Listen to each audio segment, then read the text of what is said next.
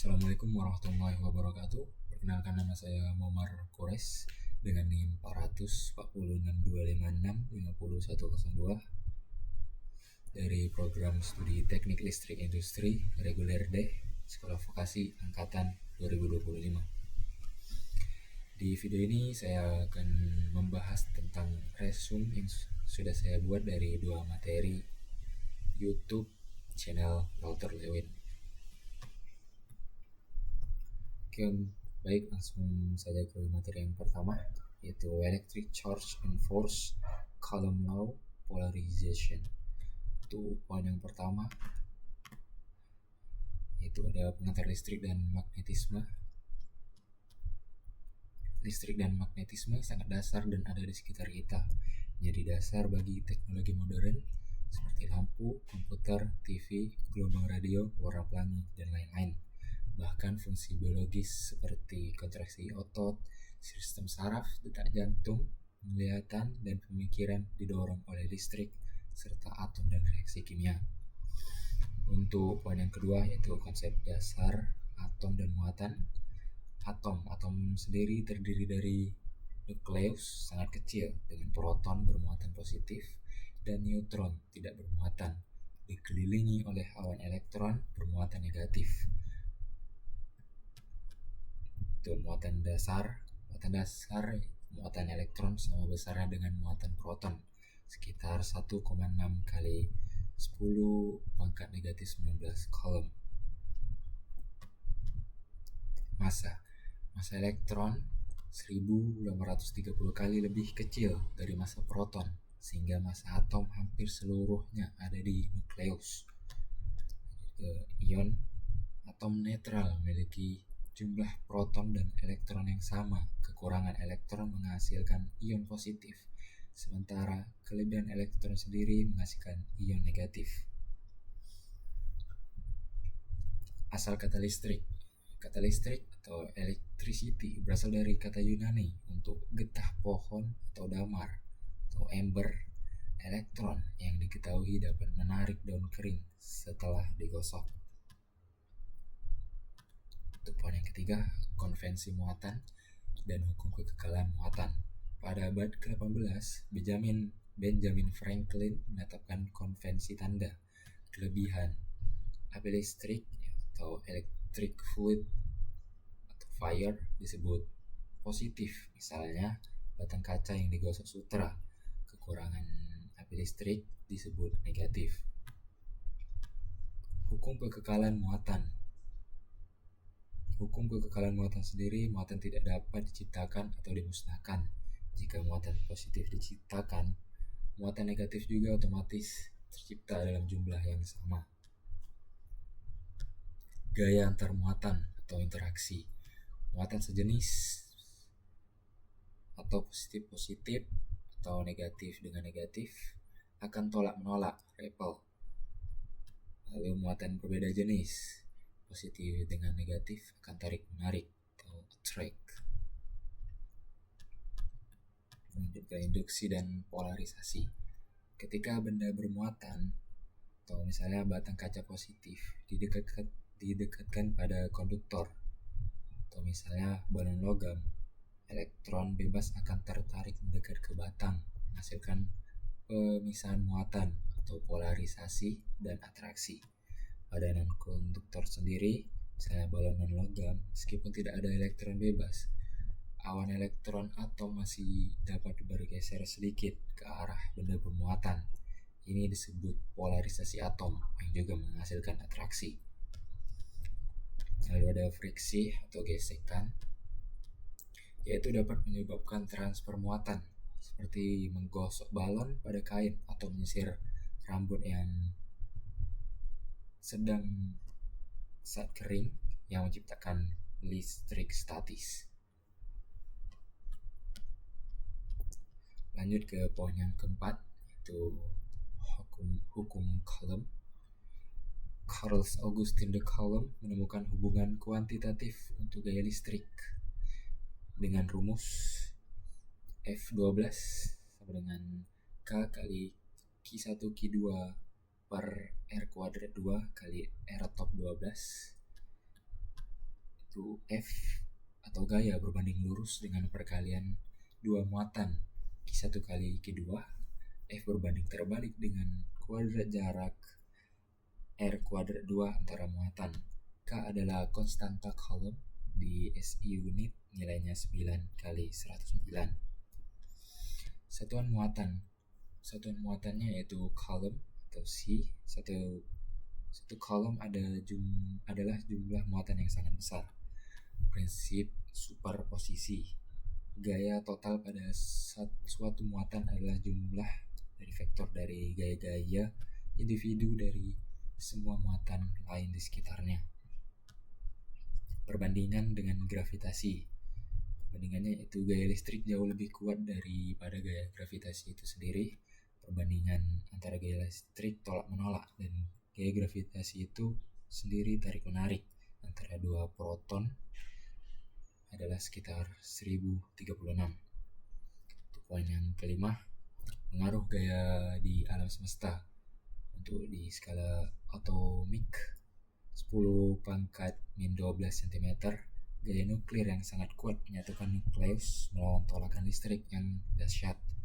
Untuk skala atom hingga ribuan kilometer, gaya listrik mendominasi dan menyatukan dunia kita, atom, molekul, kimia, tubuh. Dan untuk skala besar seperti planet, bintang, galaksi, meskipun gaya listrik lebih kuat, gaya gravitasi ini mendominasi karena sebagian besar benda di alam semesta secara keseluruhan itu netral secara listrik atau muatan bersihnya 0 atau sangat kecil. Baik, lanjut ke materi yang kedua, yaitu electric field lines, superposition, inductive charging, induced dipoles. Untuk poin yang pertama, konsep medan listrik atau electric field atau E. Definisi dari medan listrik atau E pada titik P adalah gaya persatuan muatan uji positif F per Q ini menghilangkan muatan uji Q dari persamaan sehingga E hanya bergantung pada konfigurasi muatan sumber. Yang didapatkan rumus yaitu E sama dengan F per Q sama dengan K dikali Q per R kuadrat 2 kali R top. Dan untuk arah E selalu searah dengan arah gaya yang dialami oleh muatan uji positif atau menjauhi muatan sumber positif dan menuju muatan sumber yang negatif. Lanjut ke untuk unit satuan Newton per Coulomb atau N per C. Superposisi medan listrik total pada suatu titik akibat banyak muatan adalah jumlah vektor dari medan listrik individu yang dihasilkan oleh setiap muatan. Lanjut ke poin yang kedua, representasi medan listrik atau garis medan. Vektor medan atau effectors diwakili oleh panah. Panjang panah menunjukkan kekuatan medan dan arah panah menunjukkan arah medan itu. Garis medan listrik atau field lines yaitu arah gaya. Arah gaya ini, garis-garis ini menunjukkan arah di mana muatan positif akan mengalami gaya, atau garis gaya selalu tangensial terhadap garis medan. Kekuatan medan yaitu kerapatan garis menunjukkan kekuatan medan. Area dengan garis yang rapat memiliki medan yang kuat. Tidak sama dengan trajektori, yaitu muatan yang dilepaskan dalam medan listrik tidak selalu mengikuti garis medan, kecuali jika garis tersebut lurus dan muatan dilepaskan dari kecepatan 0. Aturan dasar yaitu garis medan keluar dari muatan positif dan masuk ke muatan negatif. Oke, lanjut di poin yang ketiga, konfigurasi medan untuk berbagai muatan. Muatan berbeda magnitudo, atau misal +3 dan -1. Di dekat muatan yang lebih kuat, medan didominasi oleh muatan tersebut. Jauh dari konfigurasi, medan akan terlihat seperti muatan tunggal yang merupakan jumlah bersih dari jumlah plus 3 plus min 1 adalah plus 2 dengan garis yang mengarah keluar. Terdapat satu titik di luar kedua muatan di mana medan listrik adalah 0. Muatan sejenis atau misal plus 4 dan plus 1. Garis-garis medan saling tolak menciptakan area kosong di tengah. Terdapat satu titik di antara kedua muatan di mana medan listriknya adalah 0. Dipol listrik atau dipol terdiri dari dua muatan yang sama besar tetapi berlawanan tanda, atau misal plus Q dan min Q. Jatuh cepat, phase fall off, karena muatan total bersihnya 0, medan listrik jauh dari dipol jatuh lebih cepat, yaitu berbanding terbalik dengan pangkat 3 jarak 1 per R kuadrat 3 dan bukan 1 per R kuadrat 2. Medan 0, yaitu tidak ada satupun titik di ruang angkasa di mana medan listriknya itu 0. Oke, lanjut ke poin yang keempat, penciptaan dan perilaku dipol. Dipol terinduksi atau induced dipol. Dipol sangat umum, atom atau molekul netral yang ditempatkan dalam medan listrik akan terpolarisasi atau elektron bergeser sedikit ke satu sisi, mengubahnya menjadi dipol sementara. Pengisian dengan induksi, inductive charging, yaitu dipol konduktor dapat dibuat secara permanen, yaitu dua bola konduktor netral bersentuhan, batang bermuatan, atau misalnya negatif, didekatkan elektron bebas di kedua bola menjauhi batang tolakan. Bola yang jauh menjadi negatif, bola yang dekat akan menjadi positif. Kedua bola dipisahkan selagi batang masih didekatkan. Muatan positif dan negatif sekarang terperangkap secara permanen membentuk suatu dipol. Torsi pada dipol, itu dipol yang ditempatkan dalam medan listrik akan mengalami torsi yang menyebabkan berputar atau putaran hingga sejajar dengan garis medan listrik.